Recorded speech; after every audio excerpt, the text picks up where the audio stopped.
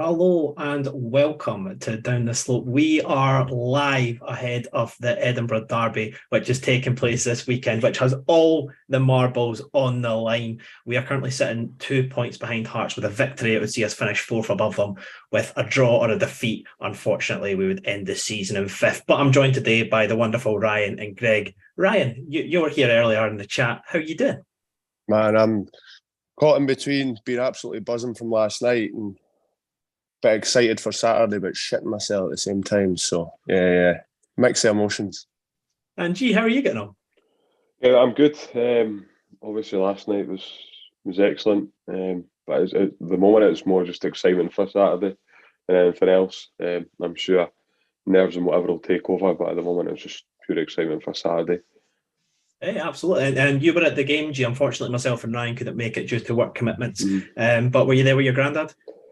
I know actually. So my mum came with me this time, and she's not been to Easter Road since we beat Dunfermline 4-0 in 2012 to keep us in the league. So yeah, so it was good for her. She was buzzing. She was like, "I don't know why you come home moaning all the time. That's great." So that was the first half was probably more reflective of this season rather than the second half. But nah, I'm glad she enjoyed herself. So yeah. So she must have proper got to see the two sides of her son there, eh? The first half where you're shouting at the time, the second half where you're enjoying yourself. A couple of times she was like language settle. So, she was getting right into it, so that was good. Aye, and then just before we get fired into things properly, just talk to us about the atmosphere yesterday. Obviously, we weren't there, but it looked absolutely sensational up through the TV. Like, yeah, first half was a bit of a library. Celtic didn't sell out their end either.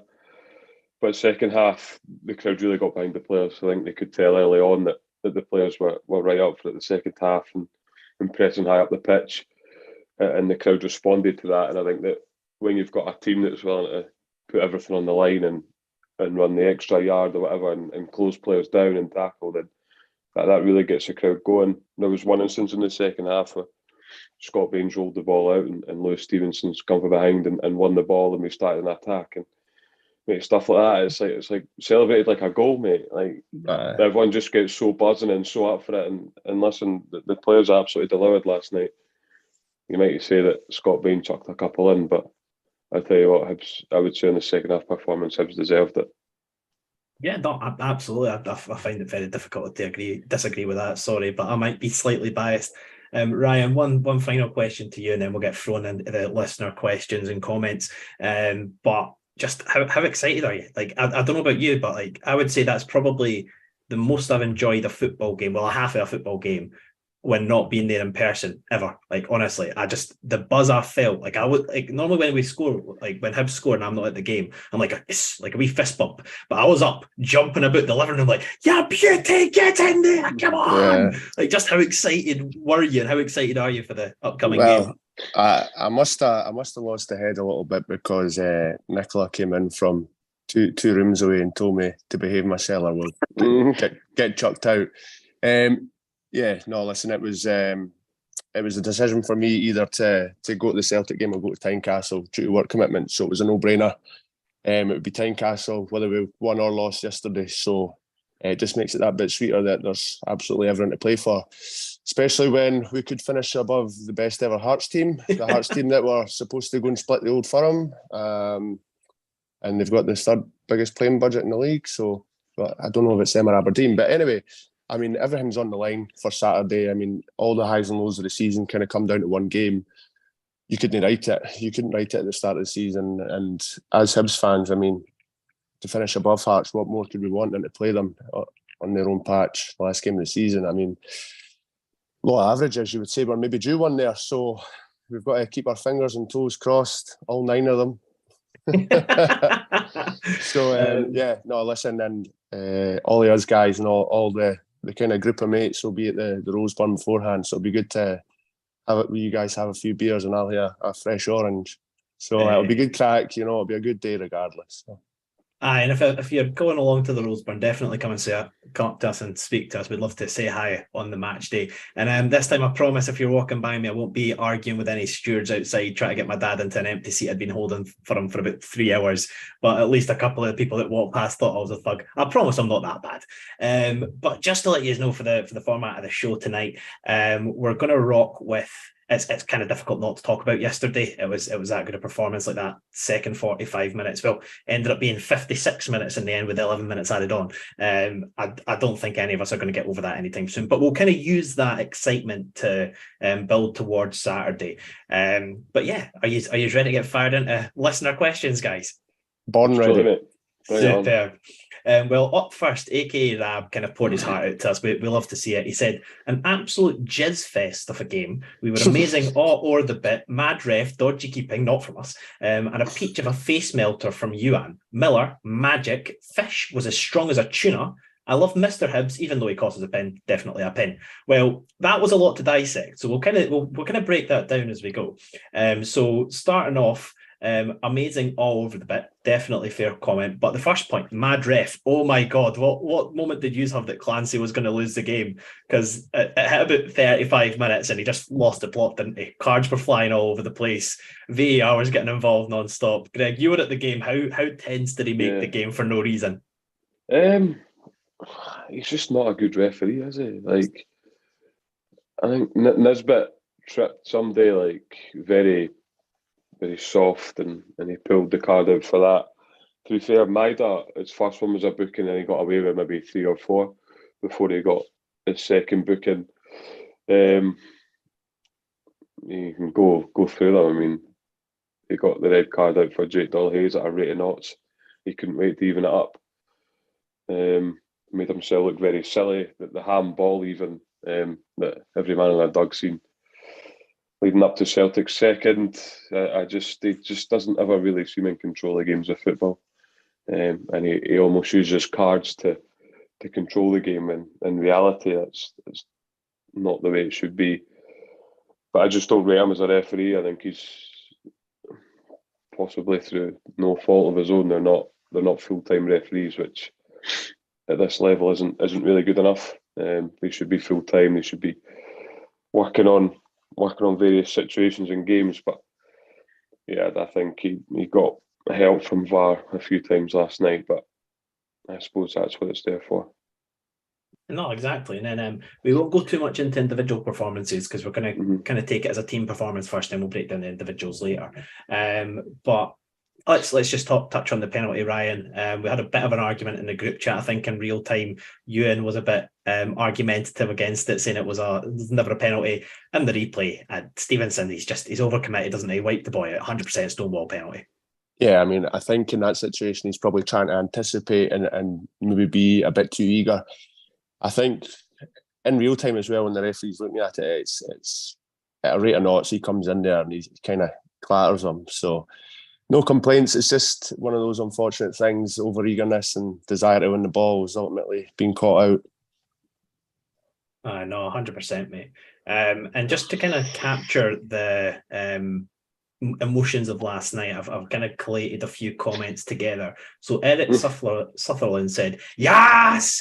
Gareth Faulkner said, "No questions, just yes!" Kaiser Salty said, "Can't fucking believe it." So yeah, I thought that summarised what I'd done. Just before we continue, a really funny one. So I was kind of panicking yesterday after the results started going in our favour. So I just started a space because I thought it'd be funny.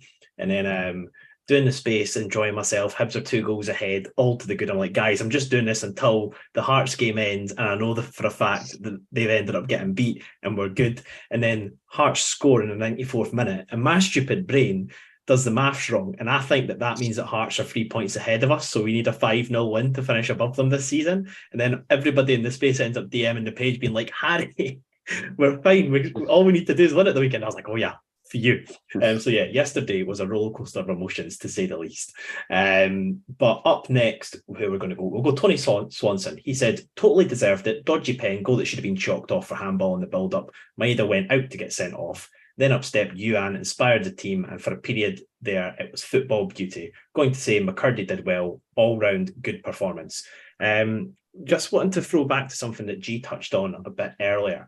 I just think the team, like the players, I think for the first time in a while, you could go through the whole team and say that they gave their all. That was an all-out performance. It was one of those ones that, even more so than the Aberdeen game, I just felt that the players ran themselves off the pitch. Like, I feel that everybody walked into that changing room knackered because they gave their all. And for me, that there's not much more you can ask. I think if we go to Tynecastle and we put the same energy levels in, I think it gives us the best possible chance to get a result.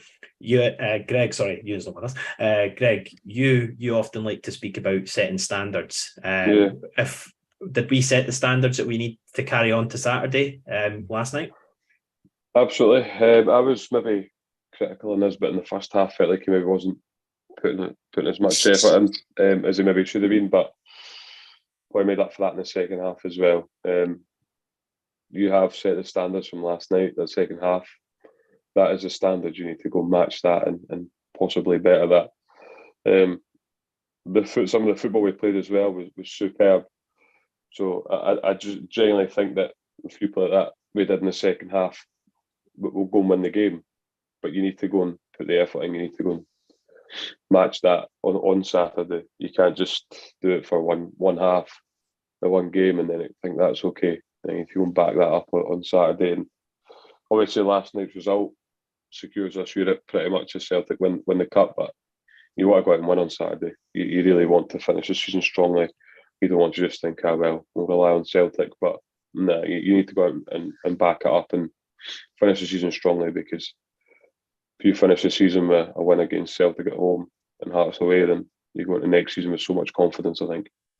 And that's the supporters and players, to be honest, because at times this season, ourselves included, have been very critical of the players and the manager. So if you leave the season with those two wins, 6 points in 2 games, and you go to the next season absolutely buzzing. Absolutely, and then obviously European football before you'd even kicked a game before you even kicked a ball in the league. But Ryan, coming into the split, I think the most points any of us gave the team potentially getting was 8. We're now on the potential. We're sitting on 7 points. Obviously, 8 doesn't quite get us to where we want to be, but if we get the 10, just how much credit do we actually do we owe Lee Johnson for managing to throw that together in a crunch 5 games? Yeah, I mean, I think we've all been critical of him at points this season, and I think we probably all admit that. It would go a long way to winning certain sections of the fan base over, and maybe a couple of us on here. I think last night obviously builds up a lot of good faith going into the weekend with the fans. A lot of the things he done in game, even with yourself, Harry, like you mentioned yesterday, you seen that there was value in some of the changes that he made and the change of shape. So I think it goes a long way in terms of bringing the fan base together as a whole and supporting him individually, and then the team obviously as well. You showed that fans showed that in the second half. They got right behind everybody, and when the players start to feed off the fans, they always put in that extra 5 yards to close somebody down, bit harder in the tackle. They'll jump higher, they'll run further. I mean, yeah, it's beautiful when you see it, my man. Indeed it is, my friend. Indeed it is. And then, as I always shout him out, but I have to always preface him saying he's one of our favourites, Jack Hill. He said, "Can you tell the beach in Spain, just me and my mate, was bouncing? I think I clocked a world record 100-metre after the 4th went in." The thought of that just makes me so happy, Jack, to be honest. The thought of you being on holiday, I'm not actually sure how old you are because you got a faceless account, you got one of the players as a emoji, but the concept of you either having a fizzy drink or a beer and just dropping that and sprinting along the beach celebrating that is a very happy thought for me. That's the thing, it just puts a smile on your face when you think about things like that, doesn't it, guys? Capri sun in hand, sprinting, sombrero comes flying off, flip-flop in the sea, swimming shorts over the head. Unbelievable. But as always, Jack's put in a non-Hibs question, so we'll touch on this very quickly. But essentially, he says, who is the better musical country, the UK or the USA? He said, all bias aside, I'd have to go USA, and he cited MJ, Kendrick, Prince, Beyonce, etc. USA edges it. Personally, I think I mainly just gravitate towards US-based singers. Yeah, US based everything. So yeah, in my opinion, I don't have to. I just have to say I'm Harry. I'm going US. So that's my take. Either of you guys for UK against US, where you just stand on that in terms of music? Drake's Canadian, so it's got to be the UK. Fair enough. Ryan, any preference, or is it not enough ABBA for you? Ireland, they've got the wolf tones. Next. Jack, send that question in when we've got Liam on, because he always gives good answers for those ones. I'm sorry. But yeah, and then a couple final ones on the game. Keith Robertson said Ron would have loved that result. Definitely think so. I think it's a shame that he never got to get a proper sunshine on Leaf. Was it a good one yesterday, Greg, at full time? It was okay, actually. It was decent.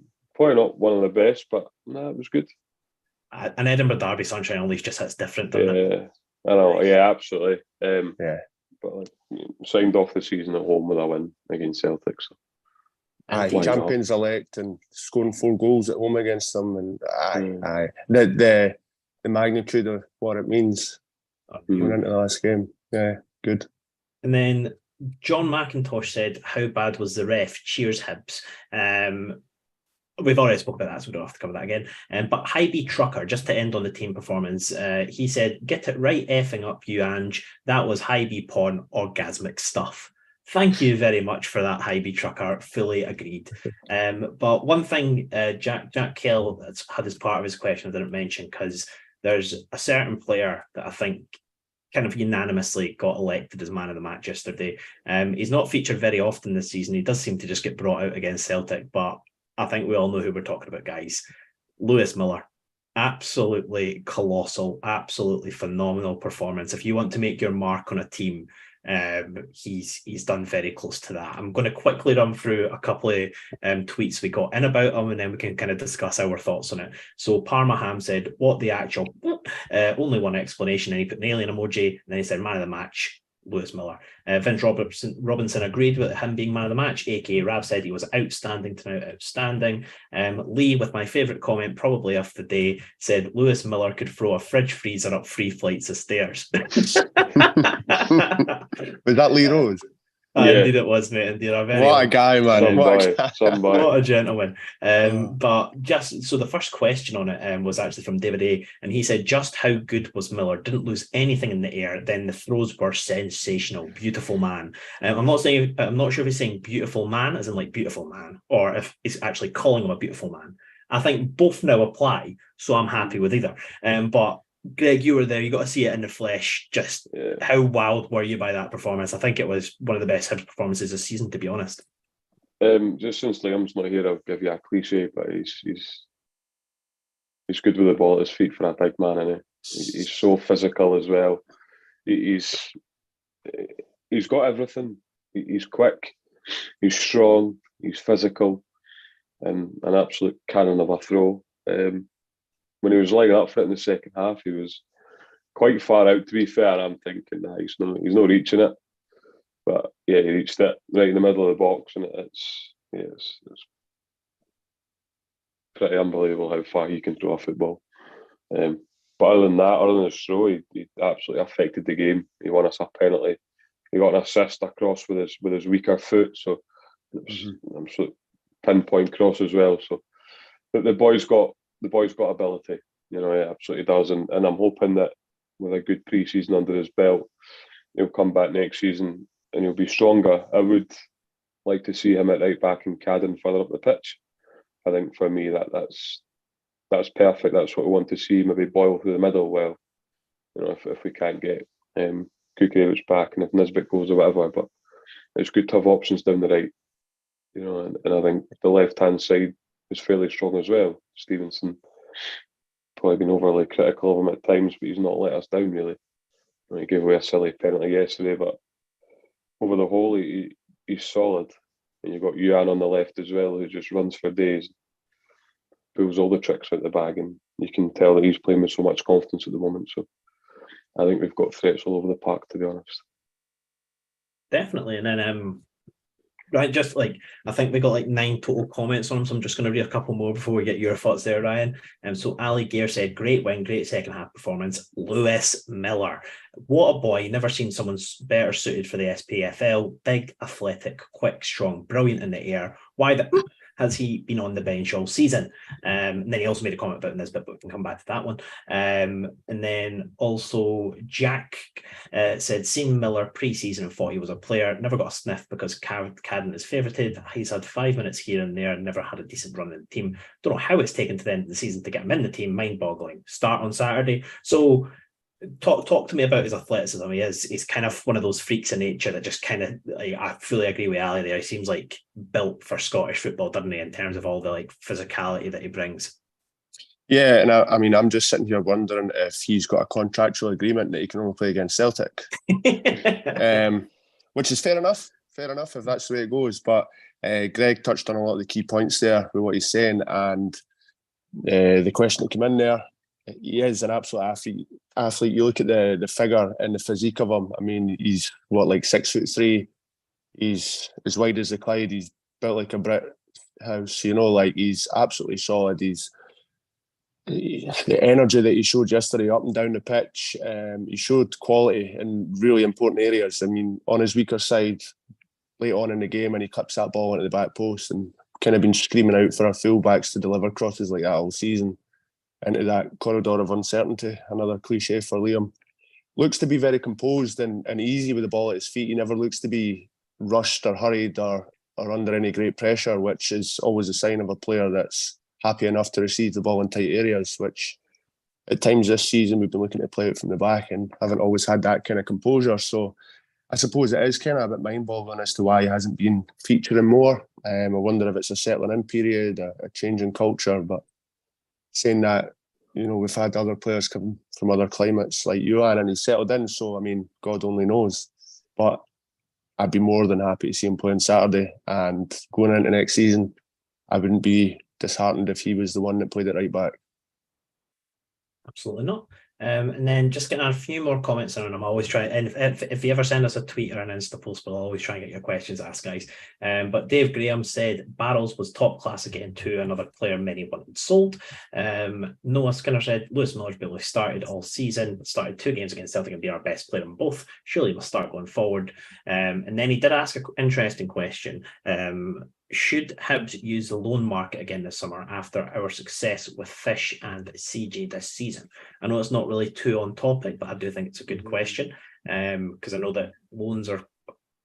You never fall in love with a loan player, as they say, and I think we've fallen in love with a few this season. Are you guys comfortable with Brian McDermott touching his foot in the water there, or would you rather us try and concentrate on getting permanent bodies in? Ryan, we'll come to you first because we've mainly been going to Greg first tonight. Sorry, Greg, for cutting you off there. Apologies. No worries. But Ryan, what are you saying to it? Where do you stand on loans? I think it's shown to be successful this year in more than one way. So we brought Johan in probably on the basis that he could play his football and we could have a better look at him, given that we had the option to buy, and it's worked out win-win. Whether he only stayed for the season, we got what we needed out of him.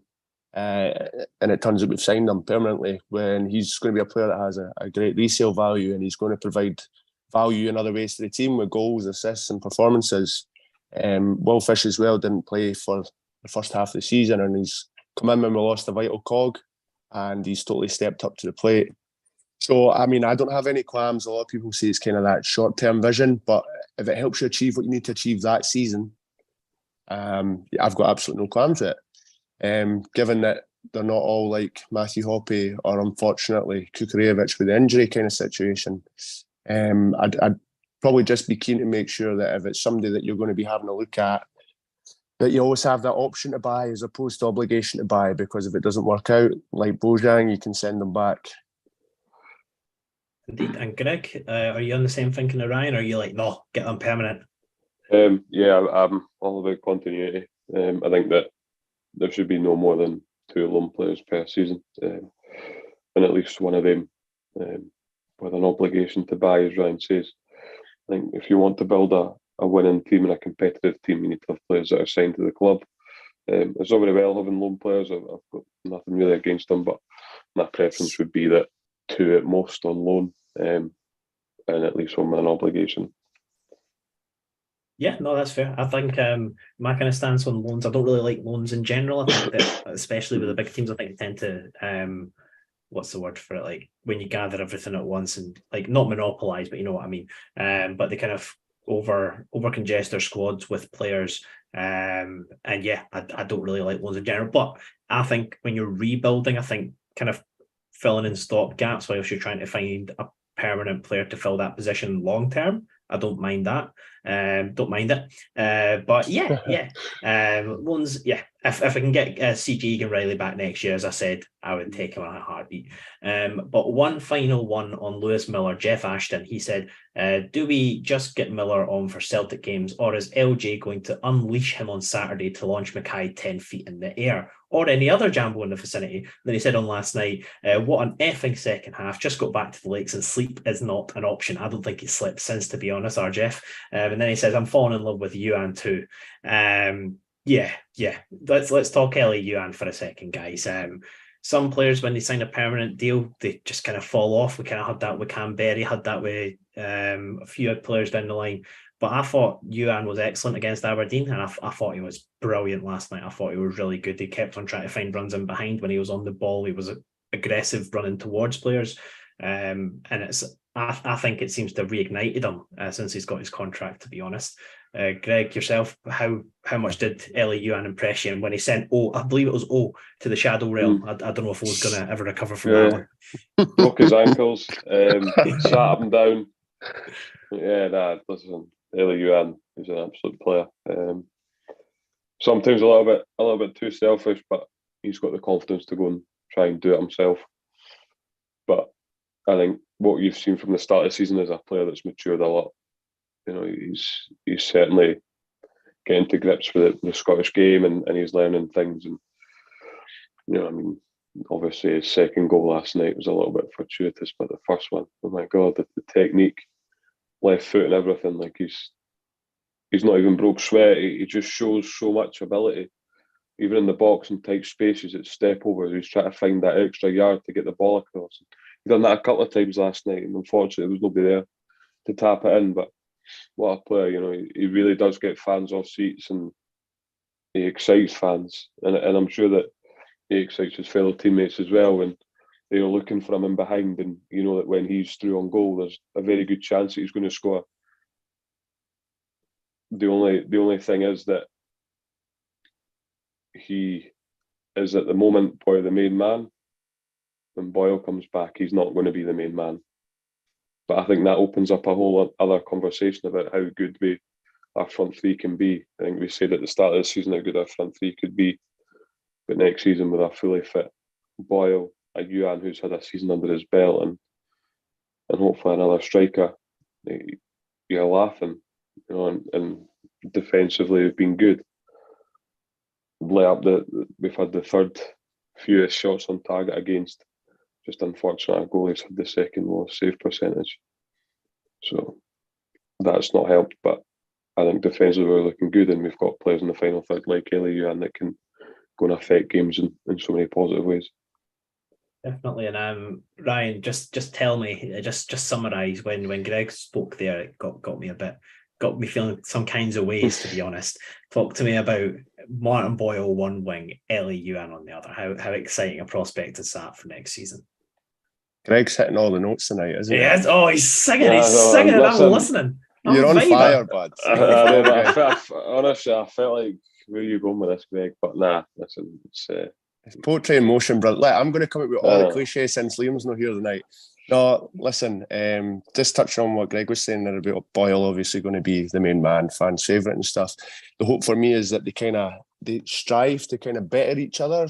You know, Martin Boyle's going to set a target for assists and goals, as most players probably do. And then I want Ellie Yuan to kind of match that and say, well, if you're going to get 10 goals and 10 assists, I'm going to get 10 goals and 10 assists. And then they'll just kind of bounce off each other and strive to be better than each other, you know, like the old Messi Ronaldo thing. If he scores this amount, I'll score that amount.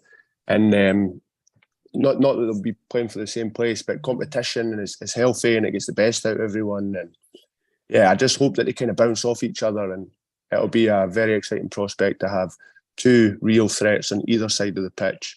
Guys that can score goals, that can run past the player, you know, that can take the team 30, 40 yards up the park. Like, it's just raw pace and yeah, it's just, man, I'm getting excited. But yeah, Yuan has been good for us, and he's the kind of player, fortunately, that You'll maybe try something 10 times in a game, doesn't work the first 9 times, but he'll keep trying. And that one time that it comes off, that's when there'll be a goal or an assist. Or I think there was a bit late on in the second half yesterday where he done about 4 or 5 step overs in front of 2 Celtic players, and he just kept going and going trying to work that yard. But when he's inside the box and they're scared to touch him, he's just so clever with things like that.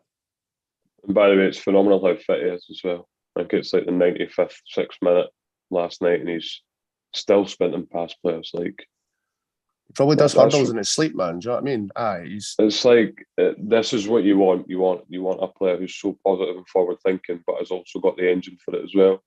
I think he's probably not going to be at Hibs that long if he continues this, but Hibs is a good investment for Hibs ultimately. But while he's here, you can absolutely enjoy him. Enjoy him.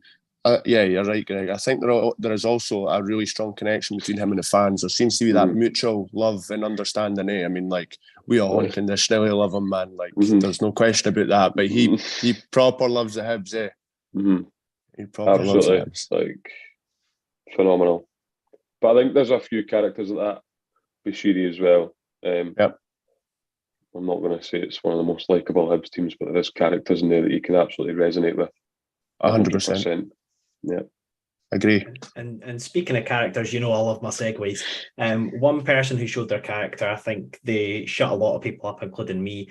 Give props to Liam where it's due. After Aberdeen game, we kind of had that mini discussion who takes the next penalty. I reckon about 95% of Hibs fans would have said anybody but Nisbet. And Kevin Nisbet demanded the penalty and he tucked it away beautifully. The set of cojones you need on you to have missed some massive penalties for a football club to then take what, in my opinion, was an even bigger penalty than the Aberdeen one and put it away with that much confidence. Fair play, Kevin Nisbet. Ali Gear said, Nisbet for taking that spot kick. Good luck with the move. I think realistically, sadly to say, it probably is the last time we see Kevin Nisbet play for Hibs at Easter Road. But guys, just I don't know about you, but it just made me feel like we came full circle a lot of things last night. I feel like that was one of them. It felt like a big chip on the shoulder, but the fact that Nisbet took that away, if we get a penalty on Saturday, that's who I want to take it. Are you guys in the same boat there? Absolutely. I think that, like you say, it's balls to go and step up, especially when should have beaten Aberdeen, had a great chance with the penalty and he's missed it and he's missed a few, but when a player's got confidence in his own ability to go and step up and put it away, you can't argue with it. And great penalty right in the corner, so it was huge at that point. Gets us back on level terms again, and we felt like there was only really one winner from that. So he's done well for the club. He's done really well for the club. He's a very successful striker. Scored plenty of goals, plenty of important goals, and listen, he goes with my best wishes. Maybe I feel like he's not done it so much this season, but injuries, etc. And like he's still a young lad, and I'm sure the speculation does take its toll, but you can't fault him stepping up and taking penalties with that much confidence. And Ryan, when he actually got the ball, because I thought it was going to him and Campbell having the discussion over who was going to take it, was my heart was beating pretty quick, but I felt he had a bit of a confidence about him. He didn't have it at Aberdeen. It seemed like he was going to score it. I wasn't quite as nervous as I was before the other penalty. He must have balls the size of watermelons to step up there. Eh? I mean, absolutely fair play to him. He seemed to have the chest puffed out and just a kind of certain swagger about him that you felt a bit more confident in his ability to put it in the net. I think, and this is no slight on him, to a degree, every striker's probably a little bit selfish and they want to be taking penalties and free kicks in dangerous areas. So, yeah, listen, he stepped up and he dispatched it well. There can be no arguments about that. I think we've got our value out of him for the fee that we paid and what he's done for the club, and the fact there's going to be a return on it. It's probably just a little bit disappointing that it's probably not as big a fee as what is a true value would represent given his contract situation. If he still had longer left on it, it'd be worth a lot more money. No, definitely. But I think from the player we've got to the player we're sending off, I think that we've kind of come to a good mutual agreement. And as I say, I think I can speak on behalf of the pod and say he goes with our very best wishes.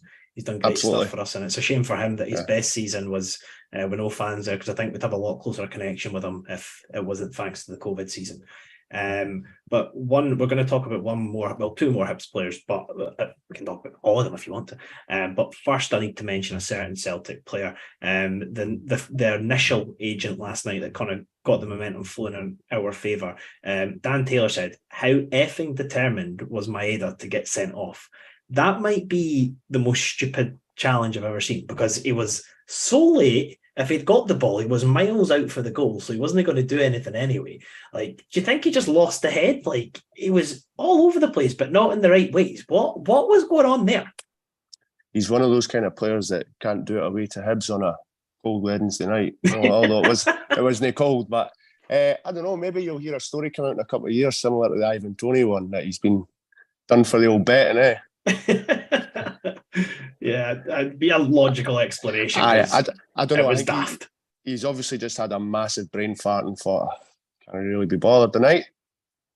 Greg, it was one of those ones. Did you just think, what a fanny? Like, he came on and he done nothing to affect the game at all. He had a couple like that as well. A couple of tackles, exactly the same that he got away with, and then he definitely looked determined to get sent off. Whether he was pissed off that he didn't start, I don't know, but he genuinely just seemed like he was absolutely hell bent on getting sent off. I know it's a different competition. He didn't really do anything. He didn't really do anything in the game at all, so it really made no odds.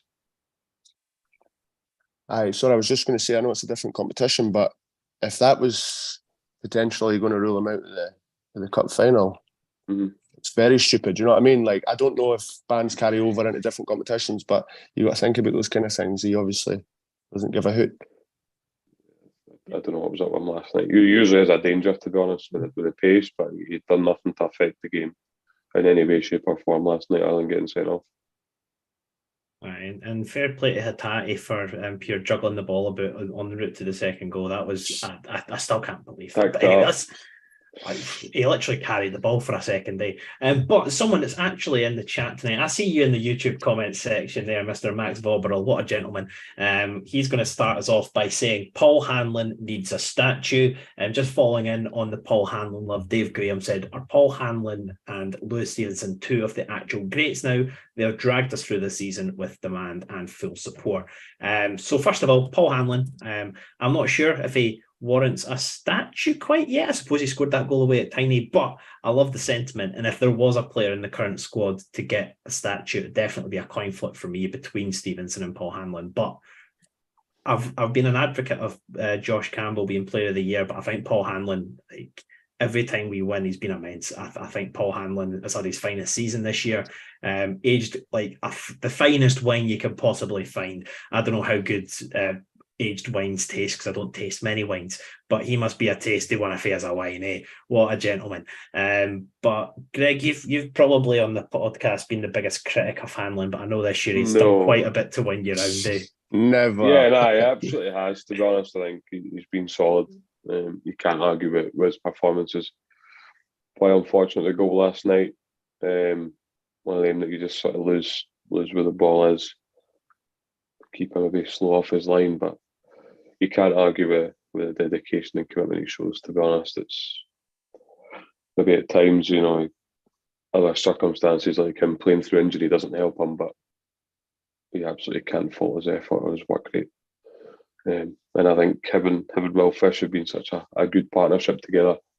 It would be a real shame to see that sort of partnership break up, but yeah, you've probably been overly critical at times again, which doesn't sound like me, but credit where it's due, to be honest. He's taken some shit over the years and he's still putting in top class performances for the football club. And again, I keep on having to go off the back of Greg because he's hitting all the notes I'm thinking of, Ryan. Will Fish and Paul Hanlon, I think realistically, as soon as Ryan Porteous left, I'd hit panic stations. I thought, we've had this boy who had one disaster class at Tynecastle. Why on earth are we starting with this moving forward? And he shut, like, Will Fish especially shut me up. But that duo, I think, has been the surprise package of the season. They've both been class.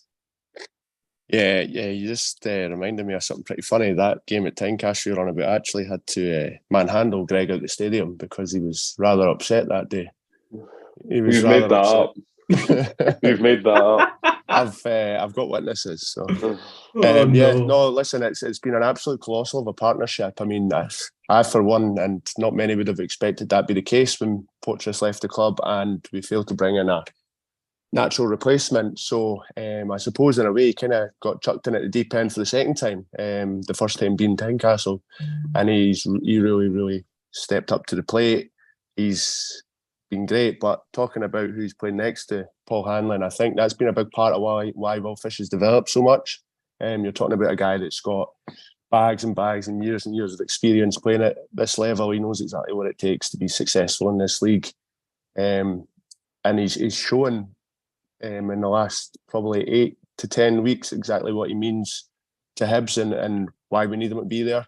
He's been a leader, albeit maybe not with the armband and not a roarer and a shouter, but his performances have been exemplary and he's led by example. He's been phenomenal. He's my player of the year by a distance. Yeah. And then, just touching on what Dave Graham said, feel free to jump in if you want before I move on. But in my opinion, I'd put them down with the greats. If you were to say the best players of the 21st century or like the most esteemed players of the 21st century, I think they would probably have to be in my top two. I mean, the players that have won the cups, well, cups in Stevenson's case, and then the cup in terms of Hanlon.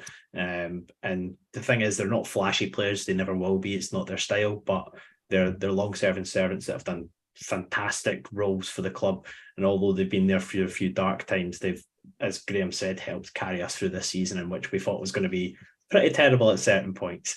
See, to be honest, the reason they probably get a lot of shit is due to sample size. You've been there for a long time.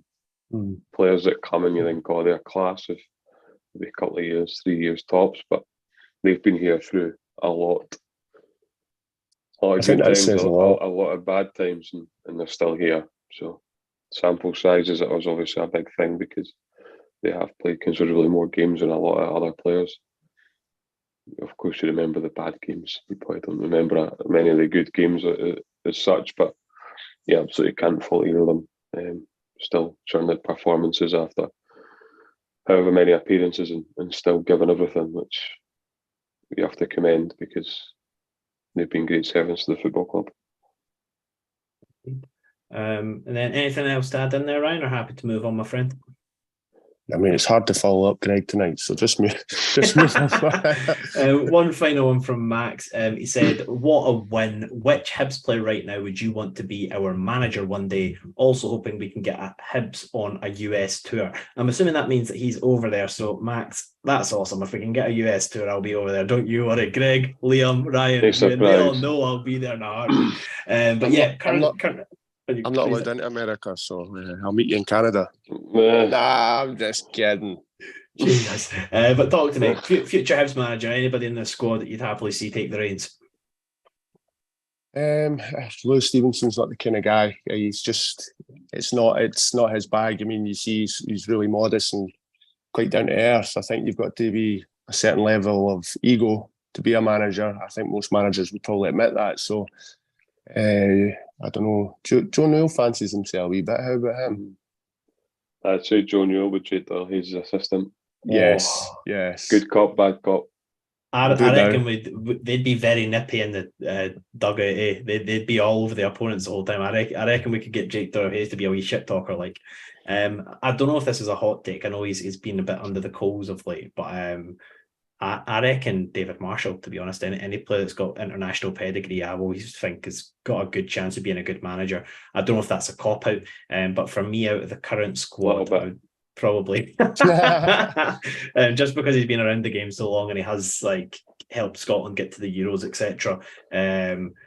I know he's not had his finest few weeks or months, but in my opinion, I think David Marshall's got what it takes to be a manager. But we're going to move on to a different man. Speaking of managers, we love a segue. You know what I'm like. And Lee Johnson is our next topic. So we've got 3 things down directly about Lee Johnson. I'm just going to read them out and then we can kind of give our opinions after that. But Dawson said, sorry, it only papers over the cracks. Manager and half the team not good enough. Quality of football is pish poor. Gary said, we did. So hashtag Lee Johnson, please. No more boring 5 at the back formations like we had in the first half. And then Jake Gapper said, most other teams in the league have F-all to play for in the last game of the season, whereas we are off to our biggest rivals in a must-win game to play for the best European place left available. And I, for one, wouldn't have it any other way. Hashtag Lee Johnson faithful. I want to start off by saying, Dawson, I think that yesterday was a fantastic performance. So let's just try and be a bit cheerier than that. I mean, come on, man. Eh? Yeah. There's a time and a place to be annoyed at people, and I don't think that was it, mate. But yeah, I've obviously kind of nailed myself to the mast in terms of where I stand on Lee Johnson. I'm trying to get all the cliches in whilst Liam's not here. It's good fun. But yeah, I think Lee Johnson, one thing I've always complained about, I didn't think he's been very good at in-game management. I think tactically he kind of picks his team at the start and then he just kind of puts puzzle pieces in that don't really fit. Whereas yesterday, half-time he took off Jago because he showed intent he wanted to go at the game. I remember I put in a group chat when Harry McCurdy went on, at least we're going for it. I think that Lee Johnson, every single time he made a tactical switch, I think it really positively impacted the game. And in my opinion, that's by far Lee Johnson's best game as his manager. It's not often that managers can actually like heavily impact the game, in my opinion, to the extent that Lee Johnson done. So hats off from me. I think that Lee Johnson called the second half perfectly. Again, with the team lineup, there's a certain player in there that I wouldn't like to start on Saturday, but we're not going to labour that too much. What do you guys make of the tactical changes? And are you guys same as me, the hats off to Lee Johnson, or am I giving him a bit too much credit in your guys' opinion? No, I would absolutely hats off to him. He went and affected the game as well. The players can go and affect the game, but so can the manager. And the positive changes certainly done that. Jago, we can say what we want about him. I can't remember who put in the chat last night, but he was pretty much brought to the club for these games, and he just didn't affect the game in any way. But we took him off at half time. We put Campbell on as a more forward-thinking player. Lee Johnson said we went to a diamond. And I tell you what, the difference between it was immense. There was so much more play on the front foot. You can say what you want about Celtic and then the team they played, but there's still millions of pounds worth of quality there. Hattati, arguably the best player in the league as well. So we went and we absolutely affected the game. I think there was a couple of harsh comments there about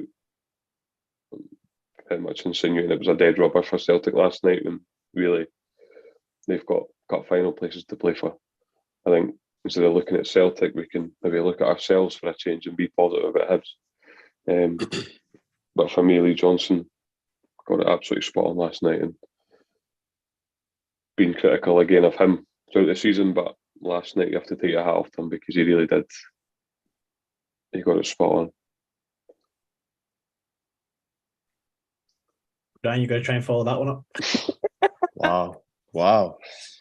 I'd probably add to that by saying I think at points of the season he's shown some tactical naivety, and on the flip side some tactical nous. He's impacted games, and he's kind of not affected games at all on both sides of it. At the start of the season, he was willing to make substitutions early in the game and change shape and change personnel, and then that seemed to die away a bit, and he wouldn't make substitutions till quite late on in the game, and it was almost as if he'd totally flipped from one side of the managerial kind of viewpoint to the other. But last night he absolutely went and stamped his authority on the game from the sideline, and you can't ask for more than that from your manager. I think it kind of shows them though what having a back four does for this team and how much it benefits the way that we play. And yeah, I thought he called it absolutely correctly in the second half. And then I suppose you can say including Miller in the game is a bit of a secret weapon. Absolutely. Well, maybe a secret weapon that we wish wasn't so secret and could have a bit more impact this season. But you know, if he's called it well and he's helps us win that game there, maybe this Saturday, then secret weapon indeed. We've just got a couple more questions and then we'll fire straight into the Hearts game. So one of my favourite questions of the day, Dylan Morris said, does anyone know if Leaf Celtic Supporters Club made it home safe? Awful long trip home. But imagine, Leaf Celtic, grow up. Like, literally learn your history and understand why you're such a loser. Jesus Christ, man.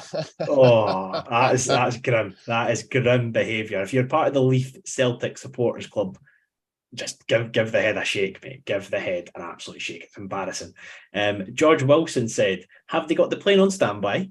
They better have it, Georgie boy, because we'll be boarding it soon enough, my friend. Don't you worry. And then one thing you guys know I love commitment to the bit. And Bring Back Hibs Bound says, I'll do my usual and bombard you with questions so you've won each, lol.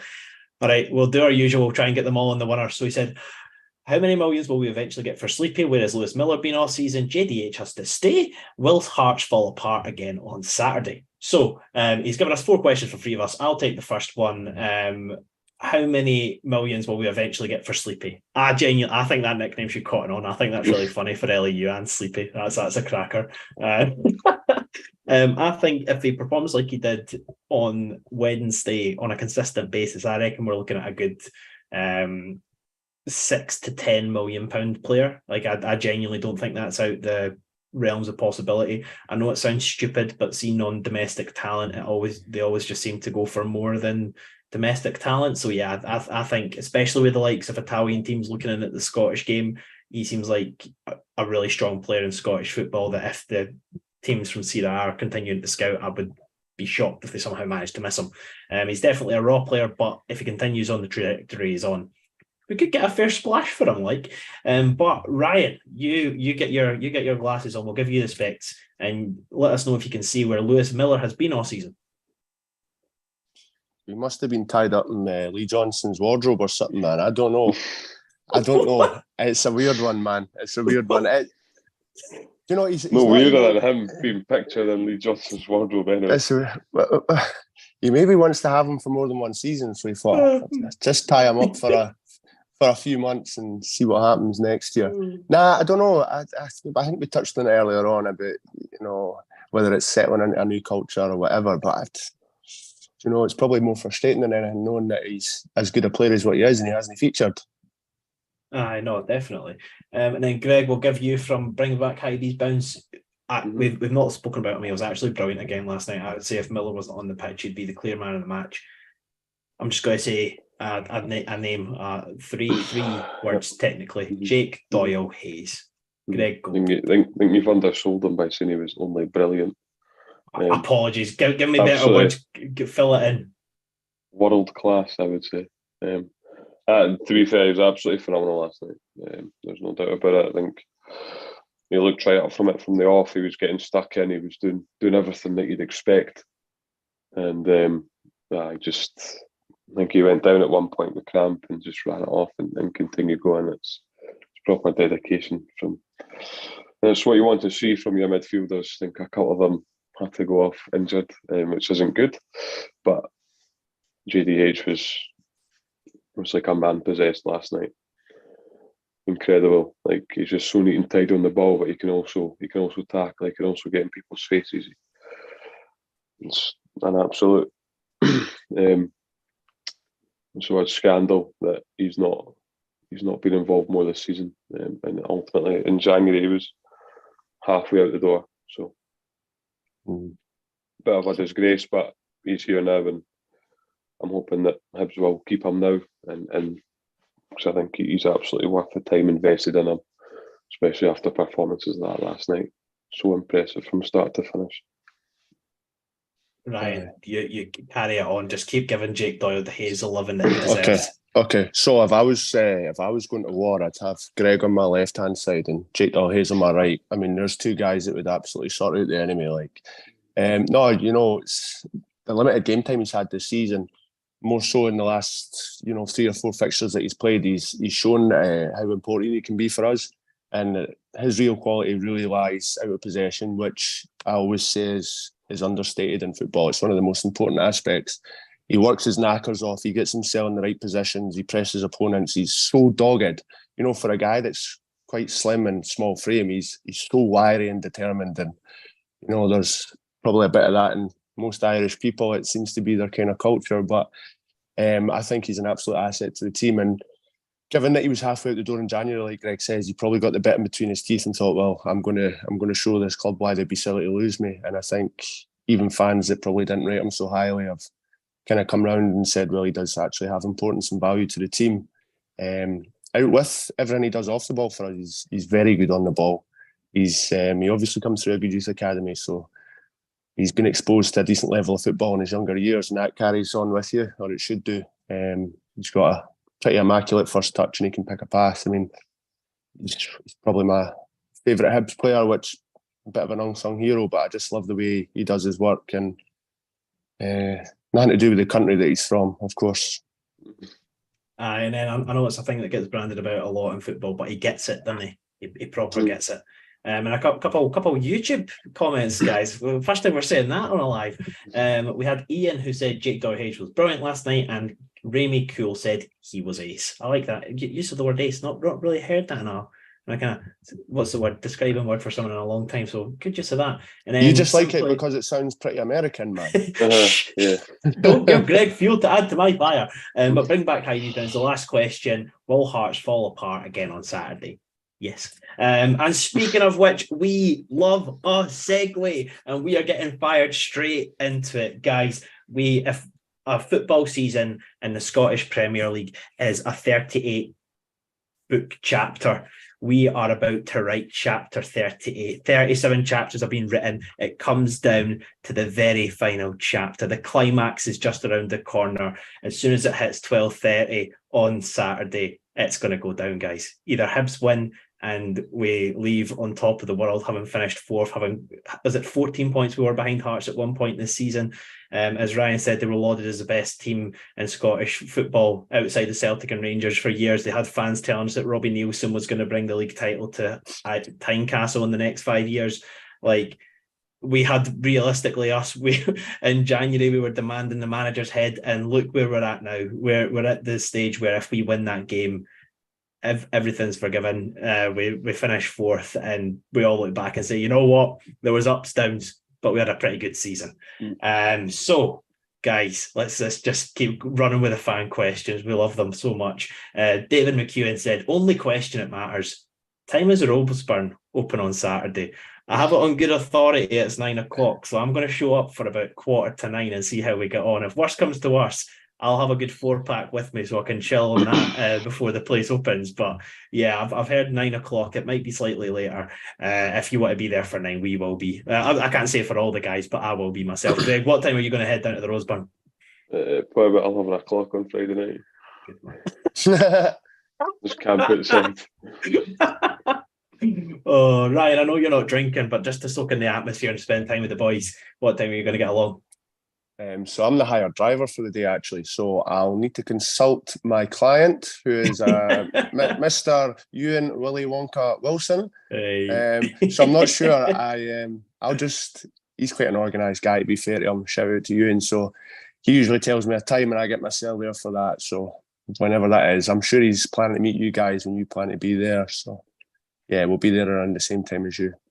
Perfect, mate. I'm looking forward to seeing you. Honestly, there's nothing better on match day than spending time with the boys pre-game, just getting the drinks in, getting the pre-match chat, moaning about the team lineup when it comes out. You just can't beat it. But Jack Kelly asked us a few questions earlier, but he did ask some specific Tynecastle ones, so we'll get into it. He says, does the Hearts result last night worry you? They've been poor recently, so I was actually a bit confident even for a derby, but that draw's left me a bit uneasy. So he's got a few layers to the question, but that's the first part. As much as I hate him, I think that Naismith's got Hearts playing a bit better than they were under Robbie Neilson. But kind of to the same vein, they've looked pretty good at home and pretty poor away. In fairness to them, I watched the first half against Aberdeen, and they kind of, from pillar to post, they were battering them about the place. Aberdeen looked very poor, but Hearts, in fairness to them, did look pretty good. However, against St Mirren could have won that game quite handedly. So I think they're the type of team that if we take the game to them, I think I don't see any reason why we should fear Hearts. Fear isn't something that's in my head. Worry because I'm a big anxious bastard when it comes to Hibs because of how many times they've messed me over the years. Definitely a part of it. But fear or worry about Hearts himself, not something I'm going to get involved in. Ryan, what about yourself? You nodded when I was saying not much to fear. Is that how you're taking this game? Yeah, I think the players are most importantly, going to take that mentality. And what have they got to fear? They won the last derby. They're obviously going to take a heck of a lot from last night, given that they went 1-0 down in the match. I mean, Celtic are champions at the end of the day, regardless of what 11 players they pick on that night. The whole squad are champions, so they'll take a heck of a lot from that. Hearts are the team that are going to go out there and try not to get beat. Remember, so there might be times in the game where they're going to camp in. And Hibs, if they do what they did in the second half last night and kind of throw caution to the wind, there's another cliche, and think we're going to go out here and win this game and just apply the pressure. I'm not going to say like, oh, we've got nothing to lose sort of thing, because it's a bit silly saying that, but the pressure's more on Hearts than what it is on us. You know, I think we'll kind of go out there and give it the old screw it. You know, let's go for it and see where that takes us. There is no dead rubbers when you're playing your rivals. We might already have 1 foot in Europe, but you want to win the game. You absolutely want to go win the game against your rivals. It's not even a question. Hearts themselves don't worry me. What does concern me is that Hibs seem to fail to turn up at Tynecastle at times, but I think we can take a lot from last night. A lot of pride is at stake. You can arguably give Hibs fans an unbelievable day out. You know, after the season we've endured with the ups and downs, I think it's the least we deserve. So, but look, it's all on the players now. They need to go out and do the job and give everything and more for the football club and the fans and the manager, because at times they have let the manager down. Yeah, you know, the manager's maybe not helped himself every week, but he has been let down at times, as have we. So, look, it's on them to go and right the wrongs of this season. And if you can finish 4th, that'd be incredible. Absolutely, and I think the thing is, when players hang up their boots at the end of their playing career, you're not going to look back on the end of the season where you've clinched 4th after you've beaten St Johnstone, who finished 6th with no wins in the top 6 at home. You're going to look back at that one season in which Hibs actually beat Hearts in the game that matters. You're going to look back on scoring the goal and doing a knee slide in front of a packed out away stand at Tynecastle. You know, you don't get into these types of games to have the easier. Like if someone says, if you're speaking to a professional football player and you said, do you want the easy way to do it or do you want to try and do it the hard way? If they're not taking it the hard way, they've not got the right mentality. I think if you want to mark yourself as a legend in any form of the word, this is a game that you should be getting yourself up for more than any game you've got yourself up for your entire career. In terms of being a Hibs player, in my opinion, apart from a cup final, apart from like an important European game, there is no match in living history, in my opinion, that's been bigger than this league game. And I really think that needs to be emphasised to the players. I sometimes putting pressure on players isn't the right thing to do, but for me, they need to make it crystal clear that this game is fucking massive. And if they win it, every single fan in there and every single fan watching at home on their legal or illegal stream is going to absolutely adore them for the rest of their days. So just get out there and do what you need to fucking do to win that game. So yeah, boys, it could be fucking incredible. I just want the players to go in there with that mentality. Fuck being like, oh, it's a big game. No, it's a big game. Put your mark on. That's it. And then Jack Kell followed it up by saying, would you make any changes to the team? I'd take out Jago and bring in McCurdy. So he's got one final question. We'll answer that in a sec. So changes to the team. All right, I'll run through it and you can tell me where I'm wrong. I'm going to run through the actual team and then just say where I'm changing as opposed to just try to throw players randomly throughout the pitch. So the team that started was Marshall, and then defence was Stevenson, Hanlon, Fish, Miller. And then the midfield was Newell, Jago, JDH. And up top, we had Ewan, Nisbet, and... Oh, no, he started feeding back because I missed out Egan Riley. Sorry. Because second half, Egan Riley kind of moved into midfield, didn't he? Midfield. Yeah. Yeah. Midfield. So apologies for missing it. I was trying to do 4-3-3. Or as we call it over here, midfield. Midfield. You call it over here, fuck off. But yeah, no. In terms of that team, what I would do is, you know what, you guys are going to hate me, and I think Liam's going to listen to this back and he's going to cringe.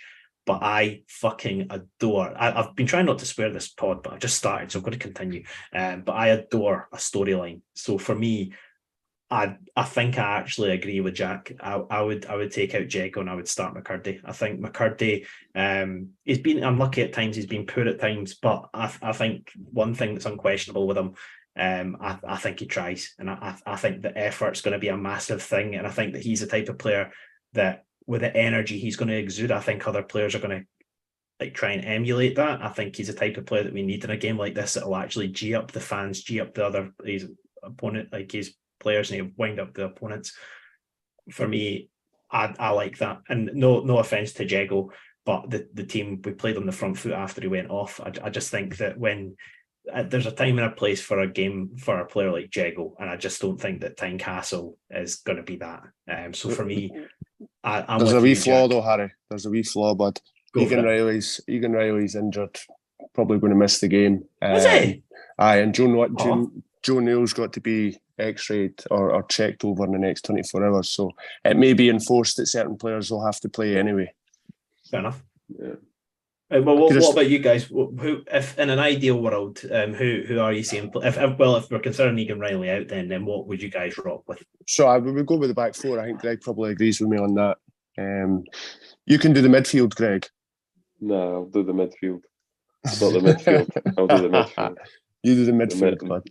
See, now I'm sat in the middle of the park. I don't know. I mean, Egan Riley's a huge loss. But in an ideal world, it would be Egan Riley, Neil and Doyle Hayes. However, I think that I'd be okay with Neil, Doyle Hayes and Campbell. Yeah. I know a lot of people have slated that midfield three, but I think a lot's changed. Campbell's come on to a game, Doyle Hayes has come on to a game, and Neil is also looking a lot sharper and a lot more confident now. So you can say maybe those three aren't the greatest in the midfield together, but their games have totally changed since that was the case last time. So for me, it would be them three if Egan Riley unfortunately misses out, but you just need to hope that Joe Neal is starting and is fit enough to play, because that'd be a huge loss. Agreed. And then you would probably be inclined to say Nisbet, Ewan, and then you can pick the last one, Harry. I've already said them, so I'm just going to throw him in for a laugh. We'll There go you go, Harry then. McCurdy. There we go. We'll get jiggy with it, guys. We'll get jiggy with it. Liam's not going to be happy, man. He loves Chris Cadden. I know. I feel bad for Cadden, but like, yeah. Sometimes you can be the victim of like versatility, though. You find that with certain players that because they can play in certain areas of the pitch, I mean, they can often miss out, which can be unfortunate. But I do think with the energy he's got, though, I think he would be a good sub to bring on if things aren't going correct. But they're going to go amazing anyway. But one more from Jack, and then that's the last we see of Jack this episode, unfortunately, in terms of questions. But Jack asked, what's your favourite chant? I'm just assuming that's like a free rein to every chant ever that we've Rocky had. Bashiri chant. Ever, or just this season? Nah, this season. I think it's just be this season. I think last season it was probably Kyle McGuinness, but he's not been seen for a while. So this season it's Rocky Bashiri. It's a great song. Belter of a tune, like, to be fair. We'll be singing that at the weekend anyway. Ryan, yourself? It's maybe not so much a chant, but it always happens after something good happens. So do you know after Hibs score and everyone's saying, it's high beast. Man, I love it. Just because it's always after a goal. But there's been a couple of cracking songs. The Kyle McGuinness one was brilliant when it first came about.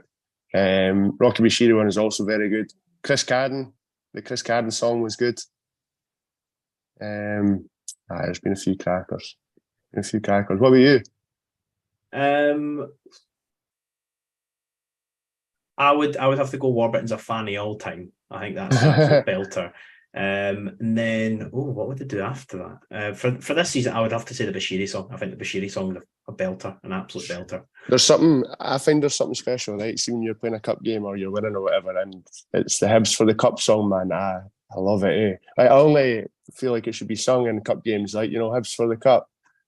That's a good one. Hibs for the Cup is brilliant, but I mean, it makes no sense. He's singing in a league game, Indeed, mate. Indeed. And then the next two are kind of similar to each other. But Kevin Wilson says, we'll give him his due about the Celtic game first. He said, an SFA referee gave Hibs a penalty and sent us off a Celtic player. Is this a sign of the upcoming apocalypse? And then he said, Nisbet, McCurdy, Rocky, which one would you most want to see score the winner on Saturday? And then Ricky threw in Hanlon to score the winner. But out of Nisbet, McCurdy and Rocky, which one would you most want to see score the winner on Saturday? Who, sorry? Nisbet? McCurdy and Rocky. Oh, Rocky Bashiri. Probably Rocky. Did he not score the first one against Saints? No, was that Josh Campbell? No, Josh. Well, yeah, Josh Campbell scored that one. Yeah. Rocky though, man. Rocky. He's been out injured 3 months or something. Rocky. Nisbet could be Nisbet's last game, eh? So Rocky's going to be here next season. He can live it up. Not gonna lie, I want to see the bow and arrow in front of the Hearts fans. That's what I want to see. That would be incredible. But yeah, I would take a deflection off somebody's arse. I really don't care, as long as you win the game. But I think McCurdy, after moaning and being a petulant child, then pulling the bow and arrow out in front of the Hearts fans would be pretty good. Go down in folklore history, eh? It'd be like cult hero status, man, wouldn't it be? Try not to get too excited, but here we are. So we've just got 3 more questions, guys, from the listeners. Dave Graham said, "Is Hibs Central the biggest plum on Twitter?" Probably, but we're all plums at times. To be fair, I think the tweet he put at halftime saying the football's been terrible for years to then pump. At what? What? At what? Piss off. But essentially, he said the football's halftime. He said the football's been terrible for years, but then Dave Graham, I think Dave, we're all at times victim of being a plum on Twitter. So yeah, I think that's a fair comment. And then we'll do the John McIntosh question first. What did you have for dinner, guys? Greg's smiling, so what? Come on, spell. I had spaghetti bolognese, and it was absolutely dino. An absolute classic. Was that an Elaine made one or a Greg one? Elaine made it. Proper cornerstone meal of this household. Absolutely phenomenal. Nice one. And Ryan, what'd you have? I just want to say I'm disgusted with myself, but I'd take away pizza, I'm afraid. Oh, what toppings? I'm not going to reveal in case I get judged. Not pineapple, but I'm saying no more. Oh, no, get a tail. Come on. All right. Chicken, pepper and onions, mushrooms. I like mushrooms on a pizza. I don't mind that. That's all right. Thank God for that. Are we still friends? I don't know about that. The pepper. But I'm for mushrooms. Well, you and better still be my pal because I've got his derby ticket in the car. Wait, and yours, Greg, actually. Oh no, Greg, you better be very friendly. We're pals again. Listen, we're always pals, Ryan. You know that. Yes. And then fajitas is what I had, guys. So cool. Bit solid there. I can't lie. Absolutely. And then one final question. I saved this one intentionally till the end, guys. Luke Cunningham said one question and one question only. Why not Hibs? Boys, that's the type of thing that gives me shivers. I love that type of shit. But look, we've discussed why it will be Hibs, and that's why not Hibs. But we're going to do, you guys hate to do it, especially before the big games, but I'm going to make you do it nonetheless. Guys, I want your score prediction for the weekend.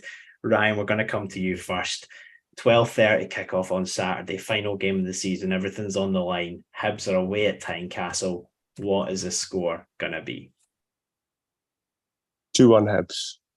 2-1 Hibs. I think it's obviously going to be a nervy affair, and then Hibs like to do things the hard way, so Hibs will go 1-0 down, and then we'll come back and win it 2-1 with absolute scenes.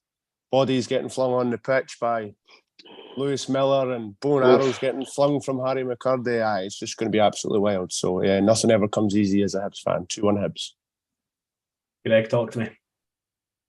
1-0 Hibs. Oh, is it going to be?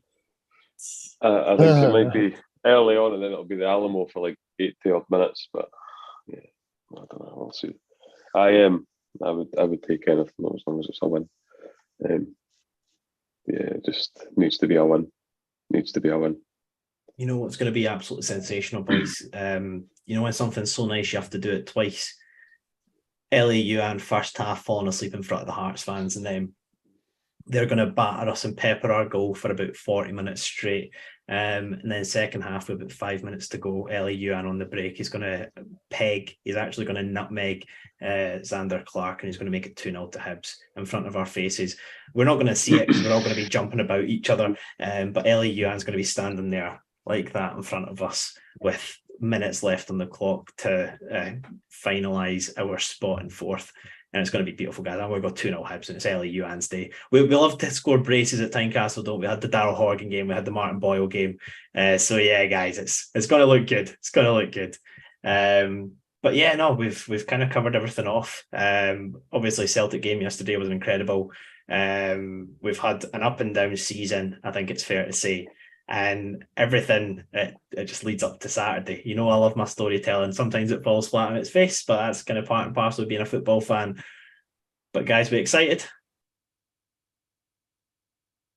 I'm that excited I can barely speak. Genuinely, I'm so looking forward to it, man. I'm so excited. It's just disappointing. I've got to work tomorrow, so I'll be thinking about it all day. And yeah, very excited. Yeah, that's your job, Ryan. But yeah, I'm buzzing. At the moment, like I say, it's only excitement. I'm sure nerves and whatever else will kick in closer to the game. But yeah, I think we can be excited for it. And hopefully Newland and Egan Riley are fit enough to play. Well, guys, thanks so much for joining me. Guys on YouTube, thanks so much for tuning in. Much appreciated you being here whilst we were chatting all our nonsense. You got to see it live for the second time. We've done a live podcast on Down the Slope. And we'll hopefully be back with very happy faces, somehow even happier than we felt after last night on this coming Monday. So thank you so much. Mon the Hibs, and we'll catch you very soon. Take care.